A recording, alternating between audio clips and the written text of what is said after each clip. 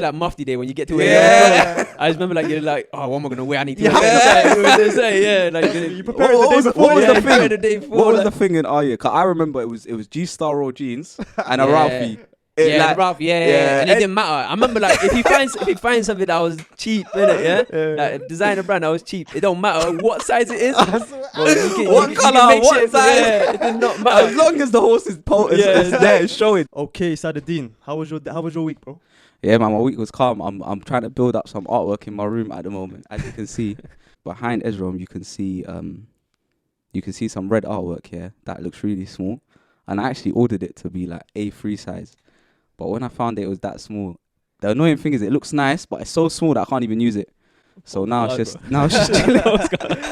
It looks like a postcard, doesn't it? So now it's just chilling. But that's what I'm trying to do at the moment, because my room is very plain. Other than the world map, it's very plain. So I'm trying to do that at the moment, man. Nah, it's sit there very well right next to the world map. You know what I mean? Like, yeah. But then I can't use the whiteboard. So yeah, man. What about you? How's your week, Sulaiman? Week was good. Just working, chilling. Trying to go gym, 2020, new me. What else? I went to go watch a film actually recently. I went to go watch 1917. It was a film in cinema. It was very good. I'm really into like films about military history and war, so I enjoyed watching it. But yeah, that's enough about me though. Yeah. Should we get into the conversation? Yeah, man, we got a very special individual in the room today, man. Would you like to introduce yourself? Oh yeah, like Ezra, happy to be here.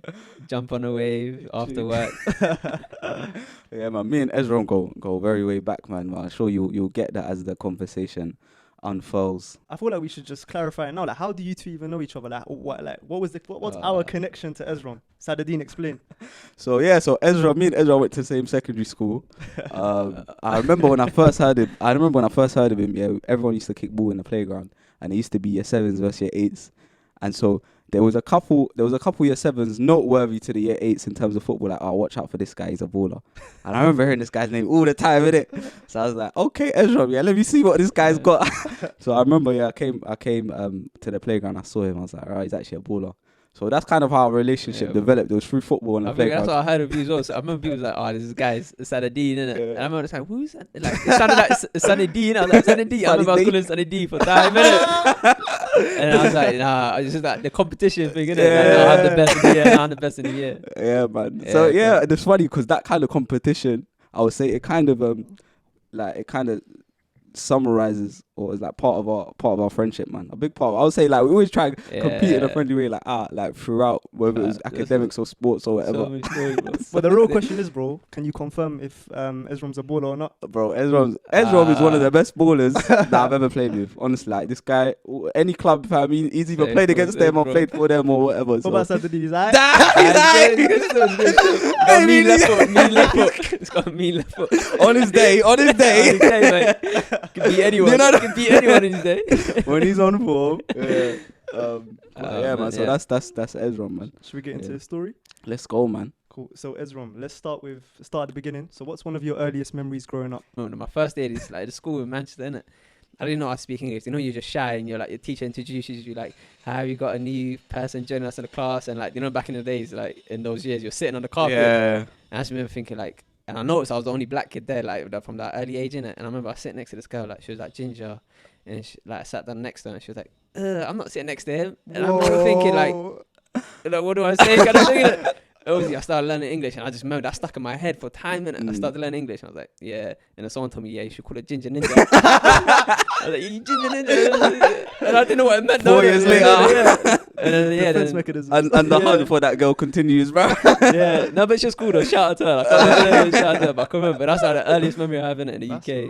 But then we moved to London. Like all my family's in London. Like most of them in London now. Okay. So most of my life in London. Lived in Streatham for a bit. So I kind of like moved around for I was in Streatham. Then after a couple of years, we moved to Battersea and then now to Putney, which is most of my life spent in Putney. And then went Ashcroft for secondary school. Okay, so I met this guy here. That's it. Let's talk about secondary school. This is going to be a significant segment of this conversation. Do you want to ask? Yeah, bro. So what was secondary school like for you, man? When someone said secondary school, what kind of things come to mind? I just remember like when that transition from primary school to secondary school, at the time it just felt huge, innit? You just thinking, oh my god, like I'm big now. I can go cinema with my friends. Yeah, you know what I mean? That's a Like it's a big, like especially like Mufti Day when you get to wear. Yeah. I just remember like you're like, oh, what am I gonna wear? I need to. Yeah. Say, yeah, like you prepared the day before. What was yeah, the thing? the day before, What was like- the thing in our year? Cause I remember it was G-Star roll jeans and a Yeah. Ralphie.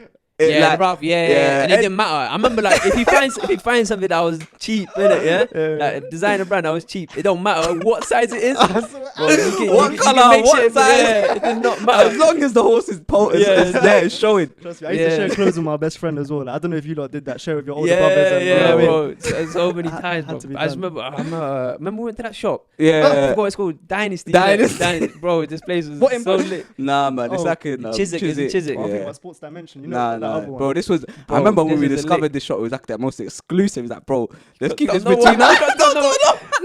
This how peak it was, innit? We used to be like, when we used to go to the shop, when people ask us, oh, where you going? You'd be like, I'm going to get boo. I'm going to get boo. It's like some like secret service operation. Like, it was so Bro, mad. and it's on the high street. It's not even like it's a secret, bro. It's on the high street. But like, listen, this is a madness. This is a drop, like, Man. yeah, Yeah, like that was so like.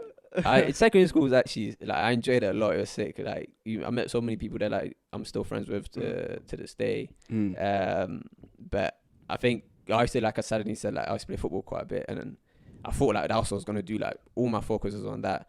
I didn't really, apart from football, when it came to education and anything, like I was able to keep up and I was able to do the work, but I was just only focused on media stuff. Like, I didn't really care like what's the plan after this. Like Yeah. football was gonna it's gonna blow up, and that's what I was gonna do. Yeah, man. But so- I remember like one thing I would say about Ezra is that he had like an admirable amount of self-belief, like from young, in both like the sports stuff and the academia. Because in terms of sport, I remember this guy was like, bro, I want to play for Manchester United Academy. Like he would be scouted by academies and they'll try and shout him. So like professional football clubs, he'd be like, nah, I want to play for Manchester United. Like he was like, I'm just gonna go to the top. And in the same way, in terms of academia, even though it was clear like that wasn't his priority, it was more football. I remember one time the teacher, and we just spoke about it briefly, like a teacher, he put him in a set that he felt like he deserved to be in a higher set. And we had a brand new head teacher, yeah? And everyone was shook with this head teacher. And he's like, nah, bro, I'm going straight to that head teacher and telling him, I'm complaining, like, I shouldn't be in this set, I should be in a higher set. I remember him telling me this in the playground, didn't I? Was like, this guy's on job, like, because he's the only one that cared. Like, most of our friends, we wouldn't really care about them ones, innit? It's like, whatever, Yeah, like, set is a set. Bro, But- I'm interested in where that came from. Like, was it your parents? Was it your family? Kind of the culture in the yeah, household? I think like my mum was, when it came to education, like she was on it like as much as anything. And I remember like I'll have an English exam and she'd be like, "Do you need a protractor?" I'm like, "No, are you sure? Are you sure?" Like when it came to education, like she was on job. So I think that's that's like so that funny. backing from my mum, and like just Yeah, even though like at the time like education for me wasn't as important, like cause I was like focused on football and stuff. yeah. I just knew I couldn't come home with anything less than this, and you know what I mean. So because of that, I think that's why that drive in education kind of started. What was your what was your mum's kind of what was your mum's opinion about your journey through football? Did that Yeah. receive well with her? Yeah, like it was kind of like you can do it, but make sure like this thing here as well, like you're focused on that.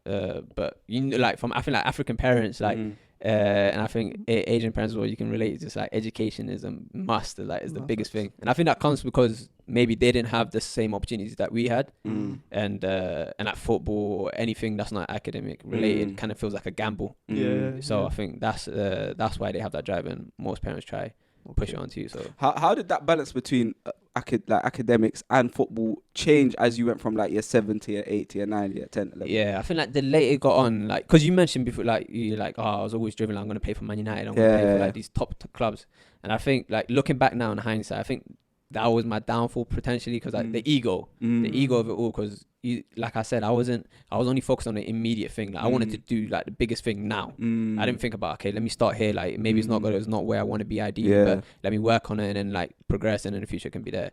And then with a lot of things, like it took time for me to learn this, but you needed a plan. Like you can't just do everything now. And then before, it's like I'll get into a situation of like, oh, can I do this? Like this is what I want to do. Like, oh, not now. Like, okay, on to the next one. Like, I'm gonna, you know what I mean? So I think going through the years, like from year 7 to year 8 to year 9, and then eventually to like sixth form, that's when it hit me like, wow, like I had these many opportunities. I just like turned down or didn't give it my all because Yeah. it wasn't what I wanted it to be from get go. Mm. So I think that was my biggest lesson, like throughout early years of the of secondary school, and then, especially in sixth form. Because I remember one example that illustrates this is you had a contract for a football club, and then another football club was like, "Don't sign it, we'll sign you," and they were like a bit higher ranking. Yeah. But that could have been like a professional like a schoolboy contract. Yeah. So like, to elaborate on that yeah. story was like this from early on, like from like year 8 and stuff. There was this football club. They were like in League One at the time. They offered me a contract like we'll sign you right now. But I was like, League One, like no, like because I knew people that was like playing at Chelsea and stuff, and I'm like comparing myself to these people. Of course. So and I was like, okay, yeah, I'll take the contract, but I'm not gonna sign it. And then I went on trial to this Premiership club, and then they were like, yeah, we'll sign you. But then they wasn't giving me the contract, and then obviously and it got up to like year 11 where it came to the crossroads. Either you're going sixth form or you're taking a scholarship, because when you take a scholarship, it's full-time football. There's no education. It's just you're getting paid to do it. And I was like, I'm not gonna. Okay, I'm going back. I'm going to the League One team now. Like, let's do or die. So I need to do it. And then went there. Then a couple months down the line, the owner of the club couldn't fund the academy anymore. So it was just literally the first team in reserves that got kept, and the whole academy got cut. And I think that was the biggest thing I had to swallow. I was just like, wow, like after all these years, after all this grind, I was just like, this is what it is. And I remember like, because I think that bled into my first year of sixth form. I didn't care about anything. Like honestly, I did not care about anything. Like literally, I used to wake up and go to school and be like, I don't care. I don't care. Like, and then it's kind of like, kind of bit of you is like, I'm just gonna be bad for the sake of it. Like, you know what I mean? Because like, that's what it used to be. You didn't really adjust to it. And sixth form, it was like cool to be a bit bad or like be a bit naughty and stuff in it. And then because I think of the disappointment of the football not coming to fruition, I was just like, oftentimes we hear that quote like comparison is the thief of joy, and it's you mentioned like comparing. You got opportunity to play for a League One club, which is sick in itself. But then you had friends, and I remember these friends that would play for like Premier League clubs, and you might see them on like at the back of some newspaper or like mentioned in a sports column and things like that, and you just think, raw, like how come I'm not where they are? Do you know what I mean? And you start measuring yourself, and I think oftentimes that is one of the biggest killers of any feeling of like contentment or happiness 100%. or even or progress. Like thinking, oh, I should have been where this person is. Why are they there? Why am I here? I think you learn that when you like through life, like experiences. That's when you start to realize these things. Because really and truly, when you look at that, it's like, are you doing it for you or are you doing it for people?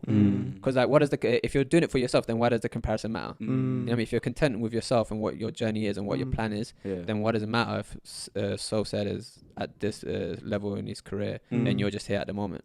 Because it doesn't matter at the end of the day if you're content with your own plan and your own journey.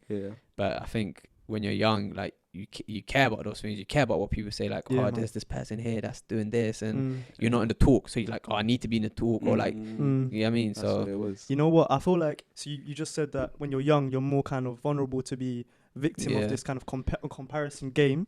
But like for me, like status seeking is like a lifelong battle. Like everything you do, what degree you choose, what uni you go to, what career that you end up pursuing. To some extent, some people might argue that you're trying to, you know what I mean, like play the game. Like even amongst your family members, like if you're not a doctor, lawyer, engineer, like you're not, you know what I mean, like you're not kind of accepted. So not choosing that League One team might have been your biggest regret when you were young. But the lesson you learned from it was the importance of planning, because that's what you said, right? Can you elaborate on that? Like, what do you mean by planning? So I think this clicked for me when I went into my second year of sixth form, is when I realized, like, what do you want to achieve from life? Is it like, because you need to think about the end goal, but then after that you need, like, that's a gap, right? Like you're here, but then the end goal is here, like what's in between that? You need to think how you achieve that. And I think I realized that in sixth form, because there was this one teacher called Miss Andrews. Like, shout out to her, because like she was the one that kind of like drilled this into me. Like she asked me, what do you want to do? And I was like, I want to go into investment banking. And she was like, okay, how are you going to do it?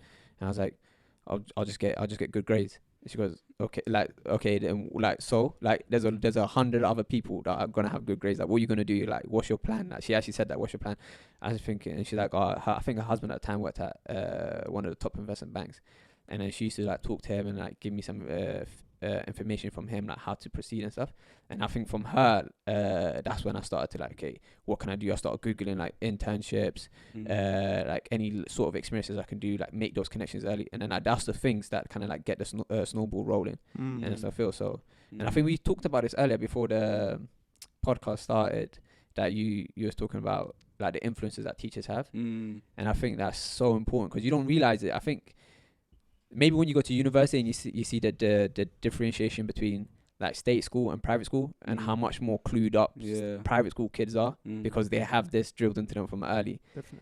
But from going to university, what I realized is that the influence that teachers have is so fundamental. Like, I mean, there's certain careers that it's not okay to just clock in and clock out and do the bare minimum. And I think like teaching is one of those, because the influence you have, like that, there could be one day where you say one thing to one person and it can inspire them to like chase the world, like trying to like be ambitious as anything. So true. Or you could say one thing that's just gonna like just disadvantage them and like give them like no hope at all, right? Facts. So I think like it is not understood enough, in my opinion, how important like the teaching in career is. Yeah, man, they're so influential because you have this idea of labeling.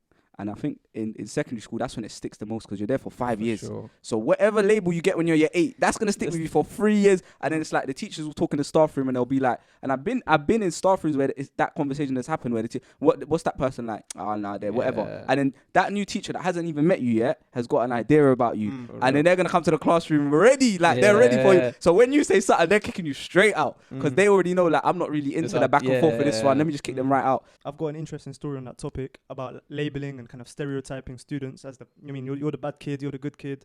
There was a new teacher that came into my school in year 10, and I had built a reputation for myself from year 7 to year 9 as being a bit rebellious. But what this teacher did, which I feel like is so smart, is on their first day, their first ever lesson, they essentially asked every student, how do you want me to teach, or kind of what way of teaching or style of teaching works best for you? And I said to the teacher, for me, don't treat me like a kid. That's all I said. Don't treat me like a kid, and be honest with me and have kind of transparent communication. And from that lesson, the teacher didn't treat me like a kid, and I feel like that made an enormous difference in terms of my relationship with the teacher. So we've spoken about like how secondary school, how your mindset was. How do you think moving into sixth form now and like looking towards the future, what kind of things were in your mind? I think it's just like life hit, like you just realize, because sixth form is short, it's only 2 years. Yeah, facts. So it hits like, okay, after this you need to like, what am I doing? So like, I think like that kind of pressure just kind of put fire underneath me. Is like, I need to do well here, because it's a short period of time to be able to be successful. And then like I mentioned, like I had the conversation with my teacher about what I wanted to do. I wanted to go into investment banking. So I think it's just that drive that to achieve that, and then the way she laid it out for me is like, you need to do X, Y, and Z to do it. And I was like, okay, what's the best way for me to hit those goals? And then take that on board on myself and like give myself the responsibility to do that. So like got to literally go online. I remember I didn't have Word. I remember at this time like I had like some dead PC, like some dead laptop. I remember that. I had a dead laptop, and I was like, bro, listen, I'm gonna send you something by email. Put it on Word and print it out for me and come meet me in it. It's like I had to send a CV to do this like Goldman Sachs like spring week kind of thing. And I was just like, bro, listen, I need your help. Listen, you come meet me in the morning with the CV. I need it. I just remember, so like things like that, just kind of like getting up and go. Like I remember, bro. Do you know what's funny on that laptop thing? Yeah, I remember Esrom was the first guy I've ever seen to have a Mac. And when he brought around the Mac, it was a difference. I remember like everyone around, all the man that were around him, we started looking like, yo, like what does that do? What does this do? Like how come this is different? How come that's different? And he used to take, bro, the way he used to take care of it was like a baby, fam. He used to wrap it. I remember. It's because we used to revise in Catanero together, like 6 some days. And then my uncle used to work for M&S, and they had like this like corporate discount thing with Apple to get fit, and then he managed to get me one. And I remember I was so gassed. I was like, bro, like this is an Apple MacBook. And then I didn't have like a laptop case in it, so I used to wrap it in towel. And I used to wrap it in a towel, put it in my bag. I used to like treat that like a baby. Bro, you know like how you do a burrito, like, bro. Yeah. Put it in, fold it, the side. You did it wrong. And then slide it into his back.